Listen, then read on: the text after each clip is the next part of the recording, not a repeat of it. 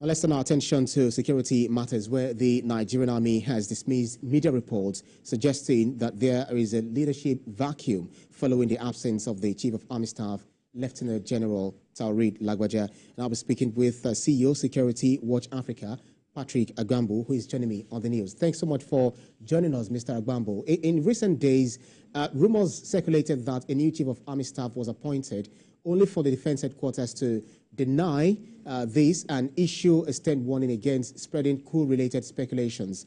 What do you think, what factors do you think fuel these rumors, and how significant is it that the Defence Headquarters responded so swiftly? Thank you.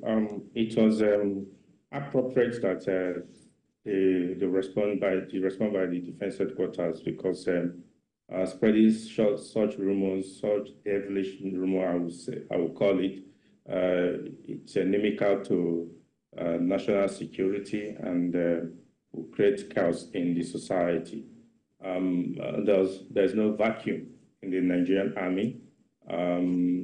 Even as the Chief of Army Staff, Lieutenant General Taoreed Lagbaja, is on his annual leave, there is an SOP that is already in place. The structure, even while he's there, there's a Chief of Policy and Plans who is there in case the Chief of Army Staff is not available to attend to issues. And that has been going on. Communications have been going on, different issues have been treated. So there was no vacuum in the first instance to talk of appointing and acting Chief of Army Staff. And the statement released earlier by the Director of Army Public Relations did not say a new Chief of Army Staff was appointed. The statement actually said that, acknowledge that there's no vacuum, the Chief of Army Staff is on leave, and the Chief of Policy and Plan is acting and taking briefs from the various divisions and various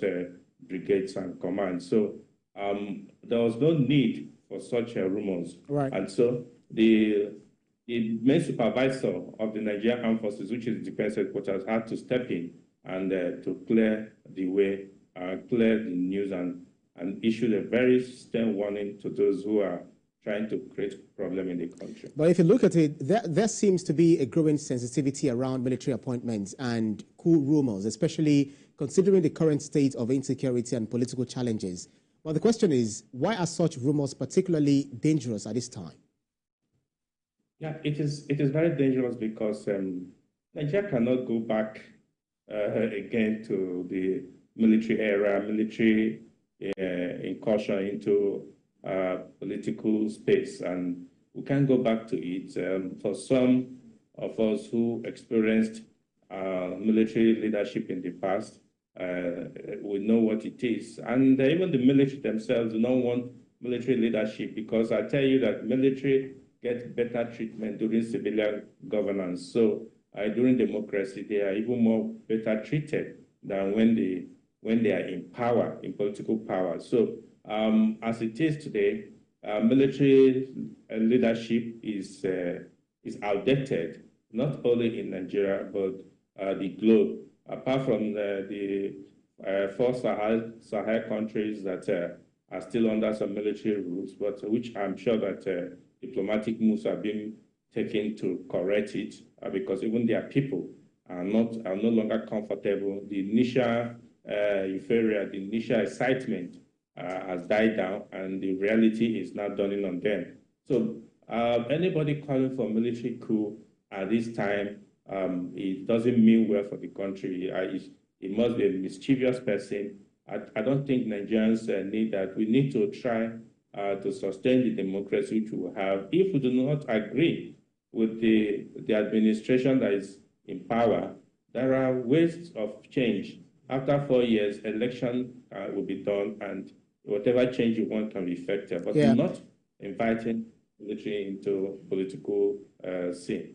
Interestingly, if you look at it, the spread of false information, especially relating to sensitive military matters, can have serious implications, just like you said. But how should the government and security agencies handle misinformation about the military in order to prevent panic or instability? Yeah, sincerely speaking, I think government and those in political leadership, they have a lot of role to play because actions taken by political leaders breed agitation by some citizens who are clamoring that there can be an alternative. I think that if leaders do consider the citizens in their policies and the activities, then the clamor for alternative may not be there. But as humans, always think that the other side is greener, is better than what we have on hand. So that is another challenge. I think that as the political class are handling that, there should be strategic communications, but by all those who are charged to effectively manage the communication of the government by telling the people on time what situation and taking away rooms for speculation, because speculation is what gives room for situations like we're having. Absolutely, Mr. Agbambo. CEO, Security Watch Africa, Patrick Agbambo, thank you so much for your insights. Thank you.